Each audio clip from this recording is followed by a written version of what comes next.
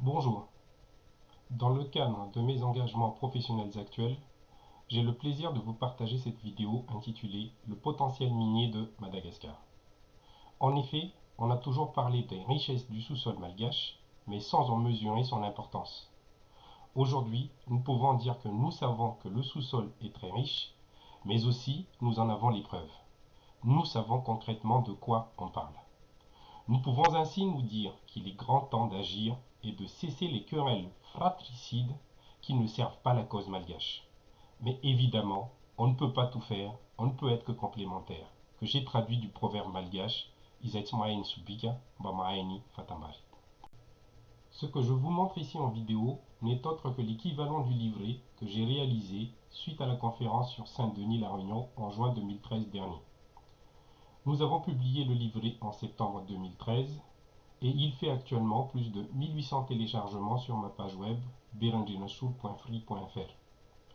J'ai coédité ce livret avec différentes associations dont Agir pour Madagascar, Accomplishment of Great Vision et l'association Jeunesse Madagascar France. Comme on le voit sur le plan, il y aura ainsi 3 parties dans la présentation, dont quelques généralités. Ensuite, nous verrons un à un des gisements stratégiques en exploitation. Et en troisième partie, avant de conclure, je discuterai du comment pourrait-on faire profiter à la population malgache leurs mines. Par définition, les mines ne sont des gîtes renfermés dans le sein de la terre ou existant à la surface susceptibles de contenir des substances. Ces substances sont listées dans les codes miniers et on a principalement la houille, le lignite, les sels de sodium et de potassium, les sulfates, les hydrocarbures, le gaz carbonique et les métaux dont le fer, la bauxite, le cuivre, le plomb, le zinc, l'argent, l'or, etc. Sont également considérés comme des mines les gîtes géothermiques renfermés dans le sein de la Terre dont on peut extraire de l'énergie sous forme thermique, ainsi que d'autres gîtes contenant des substances ou matériaux non mentionnés précédemment, appelés aussi les carrières. Mais revenons à Madagascar. Peut-on dire que la géologie a favorisé la grande île? Il faut savoir que le potentiel minier d'une zone géographique dépend en partie de l'épaisseur et de l'âge de sa croûte continentale. Si la Terre fait 6000 km de rayon, sachant que Madagascar présente encore en croûte continentale une couche sous-jacente très ancienne de plus de 30 km d'épaisseur. La base de la croûte malgache se localiserait plus ou moins sous la Moho. Et pour avoir une idée de grandeur, prenons ainsi comme référence l'un des plus hauts sommets de Madagascar, le pic Bobi du mont Anjinch, situé au centre-sud de Madagascar, à l'est de Yush pour ceux qui connaissent la route du sud de Madagascar. Le pic Bobi représente environ 3 km d'altitude. Autre référence possible, le bloc de marbre ci-dessus, à droite, sorti d'un Batfinanjan, qui équivaut environ en hauteur à la taille d'un homme, et ce bloc existerait ainsi sur plus de 30 km de profondeur. Il faut également savoir que tout ce qui se trouve actuellement en surface à Madagascar, notamment dans la partie sud de la grande île, sont des roches qui ont été enfouies à plus de 40 km de profondeur lors de leur cristallisation. J'appelle ici cristallisation le durcissement des roches par refroidissement. La figure A à gauche est ainsi une coupe simplifiée de la croûte continentale, représentée aussi par la partie orange de la figure précédente. Les tirets rouges représentent le niveau du sol que foule l'homme aujourd'hui au sud de Madagascar. La partie supérieure a ainsi été déjà érodée dans beaucoup d'endroits du sud de l'île. La figure B est une représentation en 3 dimensions de l'image satellite de la région sud de Madagascar. On observe ainsi à une dimension kilométrique des zones alignées regroupées en paquets allongés. Petit rappel de géologie. Lorsque le vieux continent Gondwana a été déformé, Madagascar était placé en son centre. Et à 40 km de profondeur, les roches sont ductiles, c'est-à-dire en état intermédiaire entre l'état solide et l'état liquide. Ce paquetage allongé s'explique ainsi par le fait qu'à cette condition et à cet état, des zones plus fragiles concentrent les déformations du Gondwana. Ces zones sont scientifiquement appelées les zones de cisaillement. Et nous disposons actuellement des données scientifiques de ces conditions de pression et de température de cristallisation des roches, représentées ici dans les sections jaunes de la figure B. Ensuite, la photographie C représente une vue sur le terrain de ces paquetages allongés dans le sud de Madagascar. On observe des traits caractéristiques de ces zones de cisaillement, et l'un d'eux est la déformation à l'état ductile du gona rouge, appelé aussi pyrope, c'est-à-dire que c'est comme du chewing-gum qui s'étire durant sa cristallisation. La photo qui est dans le cercle bleu. Pour vous aider à vous retrouver dans mes explications, ceci est une représentation synthétique de la géologie de Madagascar. Madagascar fait environ en surface la métropole française plus la Belgique. Le socle cristallin magmatique est représenté ici en violet sur cette carte. Le volcanisme est en noir et le reste, les roches sédimentaires, sont en différentes couleurs.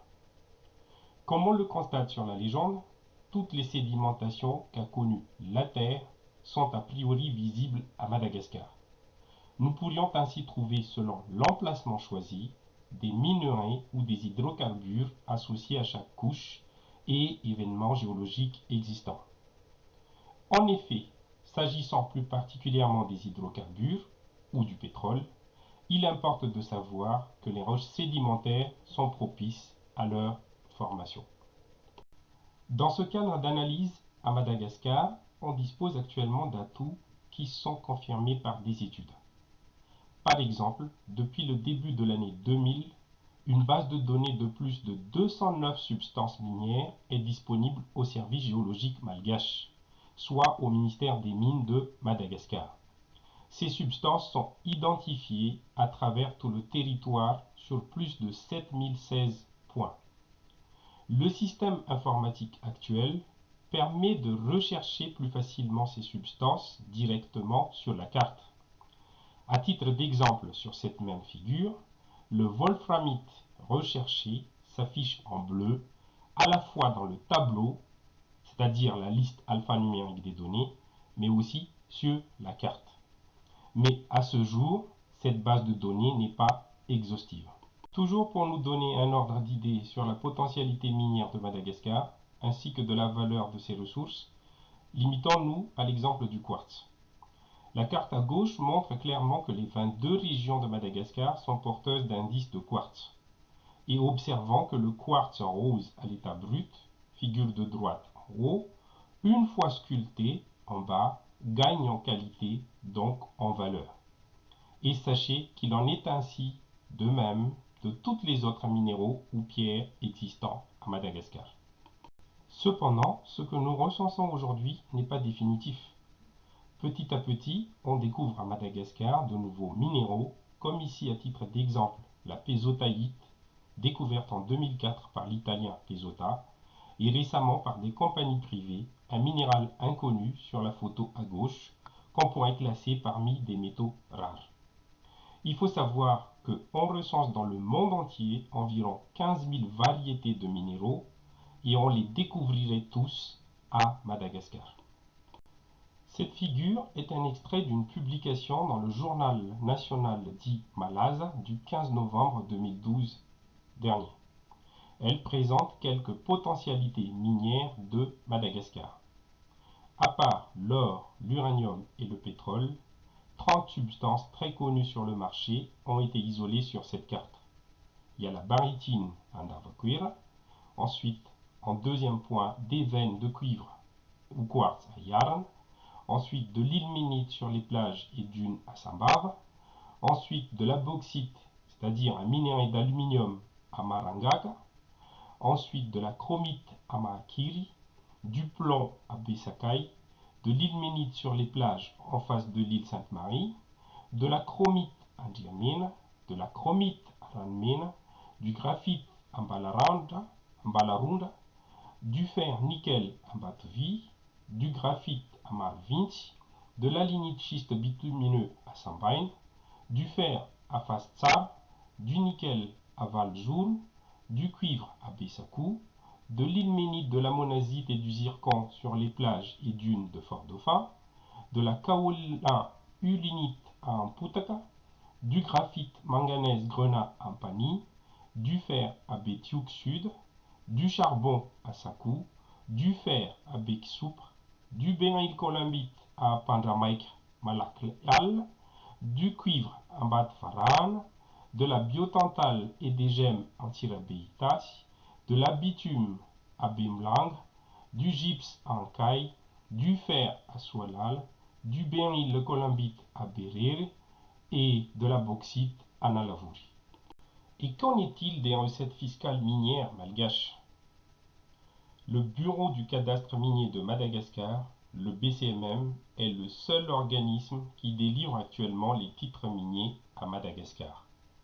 Comme on le voit sur la carte, en novembre 2009, la moitié de la surface de Madagascar est concernée par des permis miniers, titres confondus.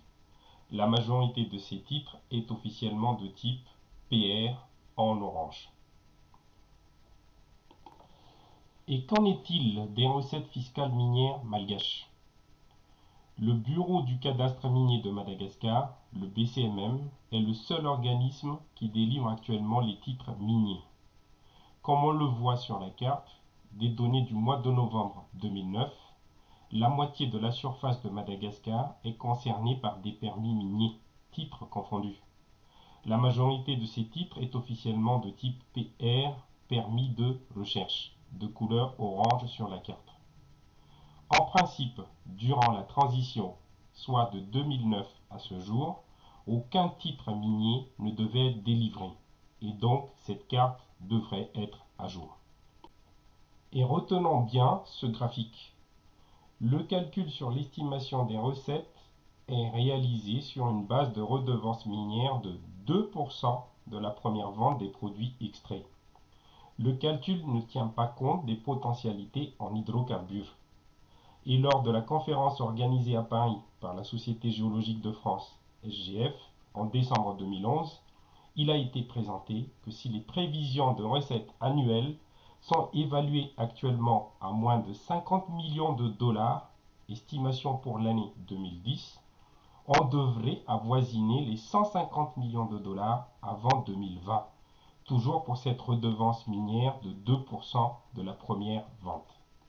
Maintenant, nous allons voir dans cette deuxième partie de la présentation, un à un, quelques gisements stratégiques en exploitation. Donc voici pour le pétrole. Ma question est, qui profiteront des renouvellements des permis et titres pétroliers, soit les blocs pétroliers et de gaz? Attendu que, premièrement, il est écrit dans la législation malgache que c'est le président de la République qui octroie par décret les titres pétroliers. Deuxièmement, en sachant que l'agence américaine USGS annonce, dans un article publié sur le web, l'estimation moyenne de 10,75 billion barrels of oil dans la région, soit égale à 10,75 milliards de barils. Maintenant, commencez à prendre vos calculettes. Si un baril vaut environ 100 dollars, à vous de faire la multiplication. Et ceci sans compter les petits résultats de recherche que nous proposons, nous modestes chercheurs malagasy, comme sur cet exemple en haut à droite, où en avril 2013, j'ai proposé l'étude du complexe crétacé de Antirabé-Sambaï. L'article a été repris dans le journal local La Croix Madagascar du 13 avril 2013. Pour préciser, voyez au centre de la figure une carte géologique de la région. Antirabé est dans l'ellipse rouge au sud de la carte et Sambaïn est dans l'ellipse bleue au nord de la carte. De l'indice de bitume a été enregistré dans la région pendant la période coloniale, représenté ici par l'étoile noire à 10 km à l'est de Sambaïn. Cet indice est marqué sur toutes les anciennes cartes datant d'avant 1960, également disponibles dans les services géologiques de Madagascar. Ce point d'indice est localisé dans un complexe sédimentaire d'âge dit néogène, marqué par la lettre grand N sur la carte et portant la couleur marron. Ce même complexe est cependant identifié sur des hectares de surface, plus de 30 km de long sur 8 km de large, allant de Antirabé à Sambaïn. sauf que les couleurs ne sont pas les mêmes, bien qu'ils sont tous les deux marrons. Alors j'attire votre attention sur la définition du néogène, qui est un âge géologique du Phanérozoïque, CF figure à gauche, mais qui a deux niveaux différents. Cependant, on remarque également sur la carte, et que j'ai aussi identifié sur les images satellites, qu'il existe dans cette région une grande faille de dimension kilométrique, allant jusqu'à plus de 30 km de long, que j'ai tracé ici en trait noir discontinu. On se pose ainsi la question sur la nature de cette faille. Les différents modèles de failles sont fournis sur la figure de droite.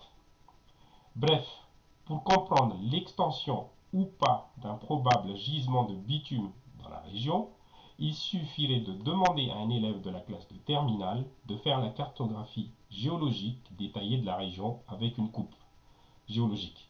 Mais je rappelle encore une fois que comme on le voit sur la figure de gauche, il y a deux niveaux en néogène, le Pliocène et la Miocène, N1 et N2. Lequel est le niveau supérieur, lequel est inférieur? En conclusion, s'il y en aurait aussi du pétrole ou de la bitume à Sambain, ma question est, les Anapukulul, population de base dans cette région, vont-ils en profiter?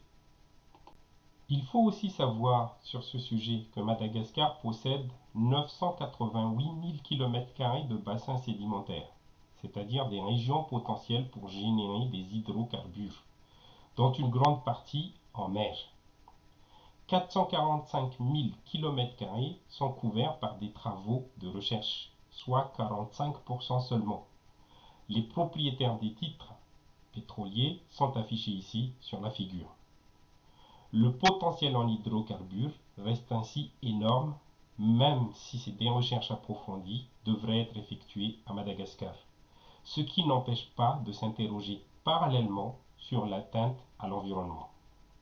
Concernant la recherche pétrolière, bien que le pays fût en crise politique et sociale majeure pendant plus de 5 ans, l'exploration du pétrole continue inexorablement son chemin. Plusieurs études géophysiques listées ci-dessous ont été ainsi réalisées de 2009 en 2012 par les données fournies par l'OMNIS. Maintenant, passons au produit suivant, le nickel. Ces derniers temps, l'exploitation du nickel-cobalt est actualité. Mais sachez que 15 régions potentielles en nickel ont été identifiées à Madagascar, notamment à Maabé Makoudouk, le Nickel-Ville, à Mananar, à Ankir, à Lanzanine, à Valjour, à Boudlaf, à Mbouitsar, Manam, mais évidemment la plus connue de tous et qui est en phase d'exploitation est celle d'Ambatouvi, nord-est de la ville de Muramang, à l'est de la capitale Antananarivo. Concernant les exploitations d'Ambatouvi, primo, sachant que l'entreprise Ambatouvi a publié qu'elle représente un investissement de 6,3 milliards de dollars, avec une production prévisionnelle de 60 000 tonnes de nickel raffiné, 5 600 tonnes de cobalt et 200 000 tonnes d'engrais de sulfate d'ammonium par an. Après calcul, prenez encore vos calculettes, on estimerait ainsi à plus de 125 millions de tonnes la production totale de minerais de cette entreprise, avec une teneur de 1,04% pour le nickel et de 0,1% pour le cobalt. Ceci avec une exploitation qui durerait 30 ans. Maintenant, et si les 100 kg de nickel Cash London sont estimés à 1157 € et le LB de cobalt estimé à 9,81 €, remettez-vous encore à vos calculettes. Ambatouvi devrait ainsi générer annuellement 694 200 000 € pour le nickel et de environ 124 908 825 € pour le cobalt. Et je dis bien annuellement. Sur 30 ans d'exploitation, nous devrions aboutir alors à un total approchant les 24 milliards 500 millions d'euros. Un autre minerai de valeur est le platinoïde. Oui, le platinoïde existe bel et bien à Madagascar. Et comme on le voit sur cette carte, il est recensé à ce jour sur 4 régions. à Antsaabé, à Lavataf, à Nousbéanal et à Boudlaf. À Boudlaf, dont voici une photo d'exploration que j'ai récupérée sur le net, on estimerait la production jusqu'à 4 grammes par tonne, ce qui représenterait pour cette région une manne financière considérable lorsqu'on sait que la valeur sur le marché du platinoïde excède celle de l'or, à 1671 $ l'once. À nouveau, mettez-vous sur vos calculettes. En estimant qu'un camion équivaut à 10 tonnes de minerai avec une teneur de 2,2 grammes par tonne, on pourrait ainsi estimer à 1671 $ la valeur de production d'un camion de minerai. En sachant que le platine s'associe à d'autres substances telles que l'or, le nickel, le cuivre, etc., ces dernières peuvent aussi également être récupérées dans le camion. Enfin, si l'on suppose qu'on n'aboutisse qu'à 3 camions par semaine, la population locale nous dira combien de camions exactement il y en a. On estimerait alors uniquement pour le platinium une production minimum de 250 000 $ l'année pour un Boudlaf. Maintenant, abordons le fer. Selon les connaissances actuelles à Madagascar, cette région présente un potentiel en fer. On les identifie sous 3 types de gisements, dont 2 très connus, le minerai de fer proprement dit comme le cas de Swalala, un sujet d'actualité, et les cuirasses sur grès ferrugineux, à l'exemple celle identifiée dans la région de Betouki. Les autres endroits où il y aurait donc des indices de gisement de fer sont à Maabe Bekuduga, au sud-est d'Ambatlampi, à Fasintsara, au nord-ouest de Mananzari et à Biksupa. Et voici un autre sujet qui peut fâcher, l'uranium et les terres rares. Plusieurs compagnies sont actuellement installées à Madagascar en vue d'explorer et d'exploiter l'uranium de la Grande Île.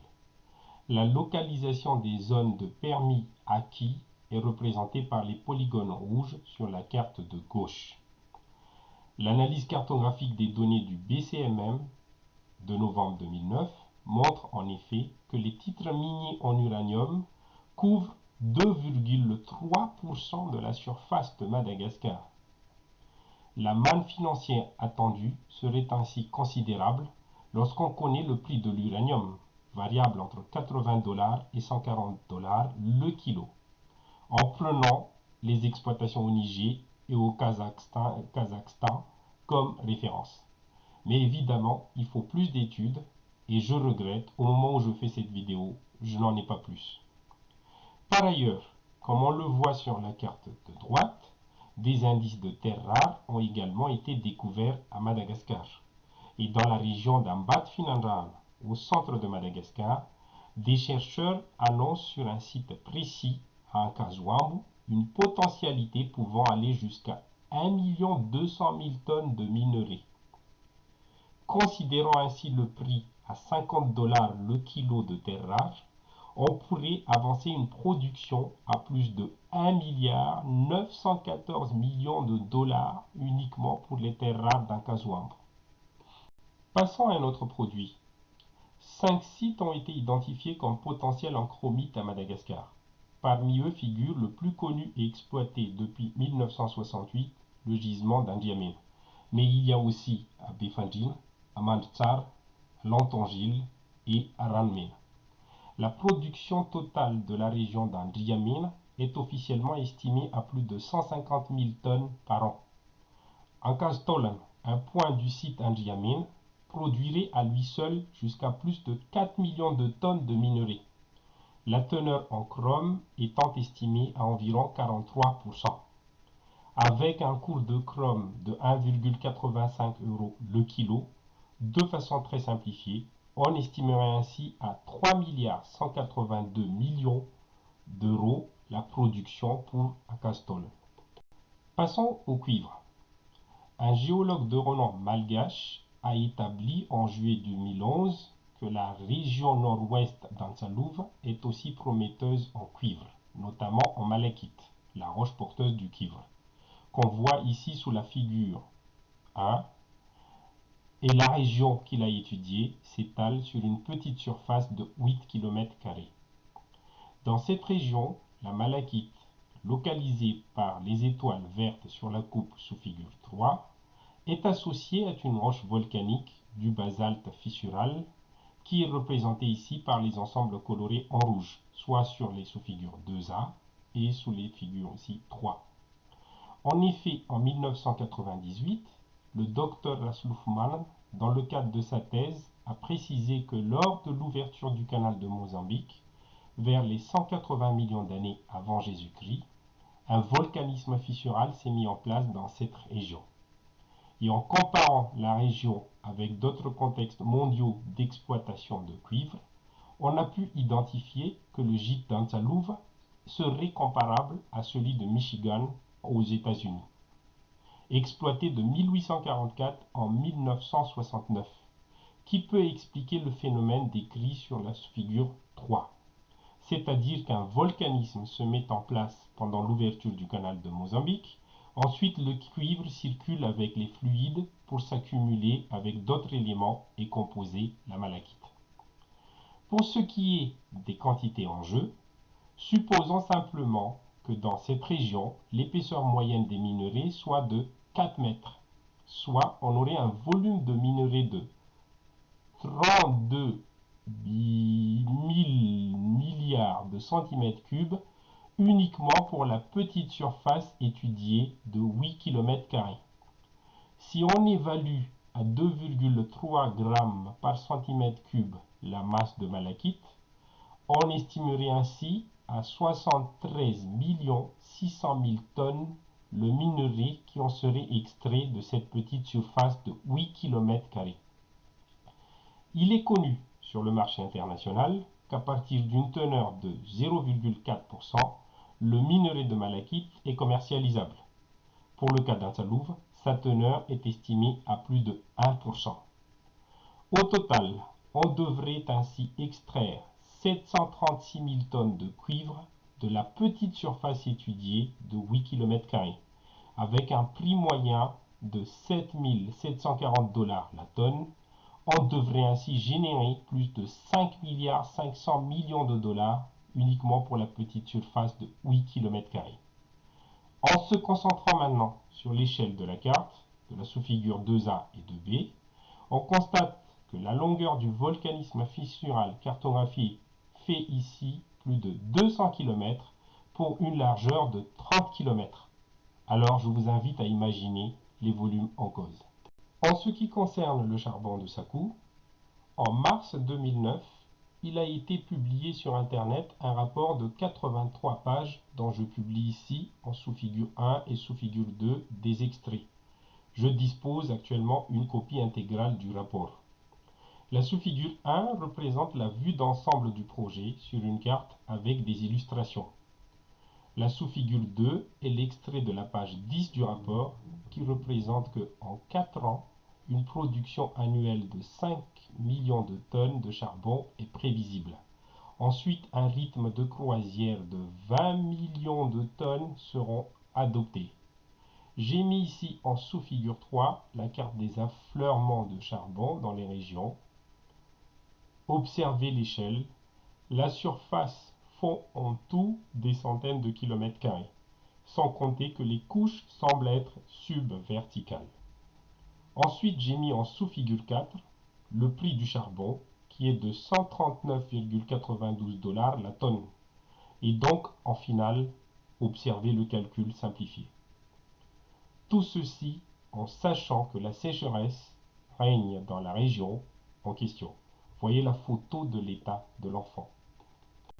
Pour l'or, il faut savoir que l'indice d'or s'identifie un peu partout sur la grande île, notamment dans les régions centre et est de Madagascar. Plus précisément, je dispose actuellement de 2288 points d'indice d'or. On rappelle que le prix de l'or sur le marché varie de 41 € à 31 € le gramme. 3 zones potentielles sont représentées sur la carte et voici respectivement leur description. À une altitude allant jusqu'à plus de 1000 mètres, la région de Mananzar a toujours été connue par ses potentialités en or. Des rapports techniques datant de 1910-1912 présente une production d'or estimée à 581 kg par an, pouvant aller jusqu'à 1 tonne. Avec un prix estimatif arrondi à 30 € le gramme, on pourrait ainsi s'attendre à une production estimative de 18 millions d'euros par an pour la région de Mananzari. Un autre endroit connu à Madagascar comme potentiel en or est la région de Dabulava. Sur Dabulava, des études récentes sont disponibles au sein du ministère des Mines de Madagascar. Elles décrivent la région comme une Mountain of Gold. L'image de gauche présente la localisation exacte de cette Mountain of Gold, avec un fond d'image satellite que j'ai rajouté afin de préciser les reliefs. Par ailleurs, des communications récentes réalisées par des consultants de la Banque mondiale dans le secteur minier présentent pour la région de Dabulava une potentialité de 205 kg d'or récolté en 1910. Et plusieurs études récentes ont également été menées sur cette région, mais les données ne sont pas disponibles ni accessibles pour le grand public. Ainsi, en nous basant uniquement sur ces 205 kg l'année de 1910, on devrait ainsi s'attendre à plus de 6 150 000 € la production d'or annuel à Dabulava. En 1912, le chercheur Levat a identifié dans la région d'Ambanza, au nord de Madagascar, des indices d'or. Cependant, ces indications n'ont pas été reprises dans les cartes publiées dans les années 1950 ou plus tard. La région s'appelle Ambulamine, ce qui signifie en français là où il y a de l'or. La carte géologique de la région indique une présence importante de gabbro dans la région, mais on y trouve également des indices de quartzite. À ma connaissance, ces gabbros seraient de très vieilles roches d'âge archéen, connues aussi ailleurs à Madagascar comme porteuses d'or, comme à Maïvetanan. Et on observerait aussi dans cette région de grandes failles kilométriques, mais aussi de potentielles zones de cisaillement. Souvenez-vous des généralités en introduction. Les zones de cisaillement, c'est la zone où se seraient concentrées les déformations lors du mouvement du vieux continent Gondwana. Et ces zones sont favorables à des circulations de fluides minéralisés, dont de l'or. Maintenant, parlons des corindons, c'est-à-dire des saphirs et des rubis. Pour pouvoir comprendre les contextes géologiques de la mise en place des corindons, des saphirs et des rubis au sein du Gondwana, dans le cadre de ma thèse soutenue en 2009, j'ai réalisé une reconstitution paléogéographique du supercontinent Gondwana que voici. Je dispose actuellement plus de 131 points d'indice de saphirs et de rubis cartographiés sur le territoire de Madagascar, mais aussi d'une vingtaine de points sur l'Afrique et également sur l'Inde. Ces indices sont représentés sur la figure par des points rouges. Les zones de cisaillement sont représentées ici en traits noirs. On observe que les indices de saphir et de rubis se localisent ainsi principalement le long de ces zones de cisaillement. Cette technique permet également de comparer côte à côte les reliefs de chaque continent et par la suite comprendre les liens potentiels avec les minéralisations. Par exemple, on observe que les points d'indice de corindon se localisent principalement partout en Afrique, à Madagascar et en Inde, aux environs de 600 mètres à 1000 mètres d'altitude. Mais aussi tiennent compte, comme je l'ai dit précédemment, ils sont principalement le long des zones de cisaillement. Toujours dans le cadre de ma thèse de 2009, voici une coupe géologique synthétique réalisée dans la région d'Iousi, Zazafuti. Nous avons décrit précédemment que toutes les roches qui se trouvent actuellement en surface au sud de Madagascar sont des roches qui se sont formées à plus de 40 km de profondeur dans un état ductile. Lors de leur cristallisation, les roches ont ainsi été affectées par les mouvements lors de la formation du Gondwana. Chaque roche réagit ainsi avec un comportement mécanique approprié et spécifique.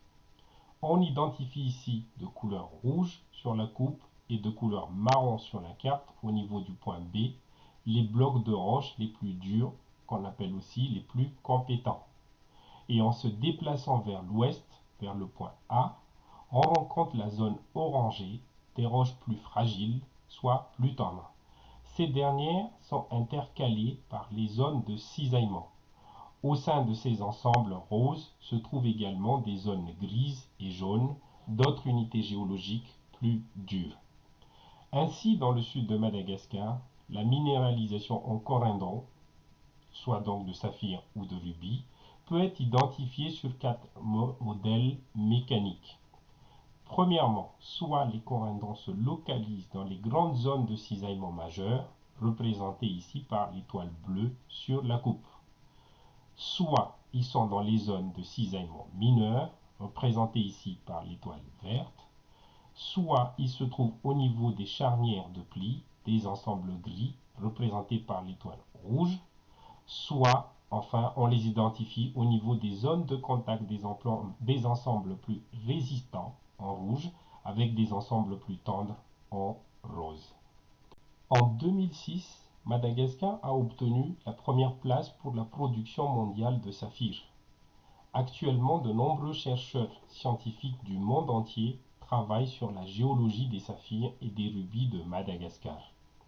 J'ai représenté ici à gauche un extrait de la carte de localisation de l'étude du docteur Rakut Samzanen. Ambundumfe est une des zones qu'elle a étudiées. Cette région, située au nord de Madagascar, au sud-est du massif d'Ambre, qui est connu pour ses potentialités en saphir bleu étoilé, et l'exploitation y est encore artisanale. Enfin, parlons de la kimberlite, la roche porteuse de diamants. Les diamants, quelle que soit leur couleur et leur taille, n'arrivent pas en surface d'eux-mêmes. Ils sont incrustés dans des roches spécifiques qu'on appelle kimberlite ou lamproïte ou lamprophire. Exemple sur les photos. Les kimberlites ou lamproïtes ou lamprophires sont des roches comme tant d'autres, soit des granites, les basaltes gabbro, etc., mais qui sont caractérisées par 2 points. Elles se trouvent à l'état de magma liquide à plus de 200 km de profondeur et elles n'arrivent à l'état solide en surface que par du volcanisme. Les types de volcanisme kimberlitique, qui concerneraient le cas de Madagascar, sont ceux liés à de grands événements tectoniques tels l'ouverture du canal de Mozambique ou l'ouverture de l'océan Indien. De tels mouvements tectoniques cassent les croûtes continentales jusqu'à plus de 200 km de profondeur et donc peuvent éventuellement faire remonter en surface les magmas kimberlitiques, éventuellement donc avec les diamants. En effet, si la remontée kimberlitique croise les zones à diamants, on aurait ainsi la possibilité d'avoir du diamant en surface. Les pipes kimberlitiques de type lamproïte peuvent aussi avoir plusieurs racines, ce qui ferait augmenter les chances d'avoir les diamants en surface. Mais y a-t-il du diamant à Madagascar? Bref, ce que je peux dire, c'est que, bien qu'on en parle peu, voire certains dirigeants disent le contraire, la prospection du diamant a toujours existé officiellement à Madagascar. Certaines compagnies affirment même avoir découvert du diamant sur la Grande Île, à l'exemple de la société Pan African Mining sur le plateau d'Urumbé, comme on le voit sur cette figure. Mais le BRGM, Bureau de recherche géologique et minière de France, serait aussi en prospection du diamant dans plusieurs régions de la Grande Île. Dans le cadre de ma thèse soutenue en 2009, j'ai identifié des ressemblances géométriques entre les gisements de kimberlite diamantifère identifiés en Mozambique, figure de gauche, qui est une carte des dikes en Mozambique, et certaines structures géologiques à Madagascar. De par les différentes analyses des données géophysiques, des images satellites et des cartes, des régions potentielles en kimberlite ont été identifiées au sud de Madagascar, sur le plateau de Yurumbé, à Nkarembelu et à Midungi Sud, et dans le nord également à Antsakabari. Des zones numérotées 4 et 5 sur la figure de gauche de Mozambique coïncident dans leur prolongement avec les zones identifiées comme potentielles à Madagascar, la figure de droite. Sur la figure de droite, les couleurs correspondent aux différents ensembles géologiques. C'est confère pour les détails ma thèse en 2009. Les zones de cisaillement sont en rouge et les dikes en filons kimberlitiques sont en traits fins bleus. Sur le plateau de l'Iurumbe, pour comprendre les probables pipes kimberlitiques à Satkala, observons les premières figures ci haut. Au Lesotho, où grâce à l'analyse des images aéromagnétiques, en haut à gauche, un pipe kimberlitique a été identifié. Photo du site en haut à droite. Le gîte a été anciennement exploité en méthode artisanale. Le pipe ressemble singulièrement à tout son entourage. À Madagascar, grâce aux analyses d'images disponibles sur le plateau d'Iurumbe, un fort signal aéromagnétique est également identifié sur Satkala, en forme arrondie rouge au milieu de la figure de droite. Ce signal coïncide avec une géomorphologie d'ancienne caldeira, identifiée sur la carte topographique de gauche. De plus, on observe sur le plateau de Satkala de petits lacs isolés dans un environnement sableux. Il est important de remarquer qu'en Afrique du Sud, du basalte peut être identifié en bordure de cratères de pipe kimberlitique. Couvert de sédiments, on pourrait ne pas reconnaître visuellement la kimberlite. Plus récemment, j'ai observé des cartes et des images satellites de la forêt à l'est de Madagascar, région Nousvark. Et les observations détaillées de ces images, couplées des données géophysiques disponibles, m'ont permis d'identifier Tiazumbualavu comme une zone qui serait aussi potentielle en kimberlite. Les observations de la carte montrent une structure d'accumulation d'eau. Une vue rapprochée du sol sur image satellite de Google présente des points noirs entourés de taches plus claires. Seraient-ce des altérations de roches potentiellement volcaniques, kimberlitiques? Une autre zone qui pour moi serait aussi potentielle en kimberlite est la région d'Ambatfinanjana. Dans cette région, des indices de roches dites kersanthites ont été signalés sur les cartes géologiques disponibles et je les ai représentés ici par des points rouges.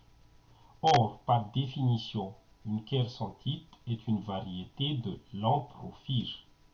Et pour rappel, lamproïte égale lamprophire égale kimberlite. Souvenez-vous, le volcanisme a plusieurs racines, le plus à droite sur le diapo 34 précédemment. Et nous arrivons à la troisième partie sur la question: comment pourrait-on faire profiter leurs mines à la population malagasy? Il s'agit d'une part de donner à tous les Malagas sur le territoire de Madagascar et partout dans le monde entier une possibilité d'accès direct à une structure commerciale équitable internationale pour la vente des substances minières de leur région d'origine respective. Avec le programme GEMS-MADA, Geomatic Engineering and Mining Services, nous allons mettre en place sur Internet le premier comptoir en ligne pour la vente directe des ressources minérales de la grande île. Et encore une fois, je le précise, dans un esprit équitable et solidaire. En effet, depuis 2008, j'ai réfléchi sur le sujet et je suis actuellement sur le point de mettre en place, avec des partenaires et associés internationaux, les différentes structures autour de GEMS-MADA, comme on le voit sur cette figure, dont les activités ont tous comme but offrir 40% de chaque prix de vente des produits à la population de base, la population dite aussi Zanapukulul. D'autre part, pour les grands investissements, la création d'une structure nationale destinée à affiner les données géologiques disponibles sur l'ensemble du territoire est nécessaire. Une structure qui réalisera des travaux d'expertise. Les études financées par la Banque mondiale réalisées jusqu'ici dans le cadre de différents projets miniers, dont à l'exemple dernièrement le PGRM, projet de gouvernance des ressources minérales, sont disponibles. Mais, à mon humble avis, ces données ne sont pas suffisantes pour décider si oui ou non l'exploitation serait rentable. En effet, à Madagascar, la précision des données est limitée. Comparée par exemple aux données disponibles sur la France, gérées par le BRGM, où les données sont disponibles à toutes les échelles. La nouvelle structure d'expertise Génie Engineering de James Mada servira ainsi à mener des recherches détaillées et précises sur des surfaces géologiques de 10 à 25 km² de chaque. La commercialisation des rapports techniques guides géologiques de grandes échelles constituera une première recette non négligeable pour donner une certaine autonomie à cette structure d'entreprise. Je note que j'ai actuellement fini la rédaction du business plan du projet et nous sommes en phase de négociation avec les potentiels partenaires financiers qui, s'il y a accord, détiendront 40% d'actions au sein de James Mada. La deuxième proposition que nous allons apporter est la mise en place de l'association Assume, artisans sculpteurs solidaires et unitaires de Madagascar, en France et sur tout le territoire de Madagascar. Elle permettrait d'une part d'informer les Malagasy sur la valeur de leurs ressources géologiques et minières. Souvenez-vous du prix de cet objet sculpté avec du quartz rose. Et d'autre part, l'association va aussi former les jeunes Malagasy à l'art de la sculpture professionnelle de la pierre. Elle travaillera en partenariat avec plusieurs structures existantes déjà sur place dans chaque région. En termes de matières premières, souvenez-vous aussi, je vous ai dit en introduction, que toutes les pierres qui existent dans le monde se trouvent également à Madagascar. Et même, on en a plus. Pour conclusion, les richesses du sous-sol malgache ne sont pas toutes exploitées à ce jour. Et certaines zones, sans doute riches en minerais, font encore l'objet de litiges. Et déjà, si l'on compare les recettes actuellement générées par les mines malgaches, comme on voit sur le tableau, ici, voyez bien le tableau, on peut constater qu'elles devraient couvrir largement les besoins budgétaires du pays dans le tableau ci-dessous. Or, hélas, Madagascar figure parmi les pays les plus pauvres du monde, avec son SMIC qui avoisine les 23 € par mois. Je vous remercie et je vous dis à très bientôt pour la suite. On ne peut pas tout faire, on ne peut être que complémentaire. À bientôt.